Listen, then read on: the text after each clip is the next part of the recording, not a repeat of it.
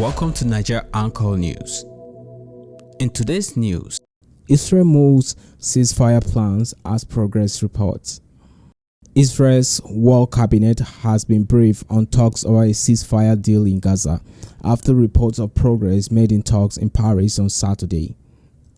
It came as police broke up protests in Tel Aviv calling for Prime Minister Benjamin Netanyahu'S resignation. Riot police on horseback charged demonstrators as they tried to make their way to Democracy Square. The Paris talks are part of negotiations aimed at securing a ceasefire and the return of hostages. The deal would also see the release of Palestinian prisoners held in Israel. On Saturday evening, the Israeli war cabinet was briefed on negotiations in Paris with mediators from Egypt, Qatar, and the USA. Anti-government demonstrators were relatively frequent in Israel before the Hamas attack on Israel on 7th October last year. The demonstrators looking for Mr. Netanyahu and his hardline cabinet goes back more than a year, but Saturday's unrest was the first time since October that the police have resorted to tougher measures.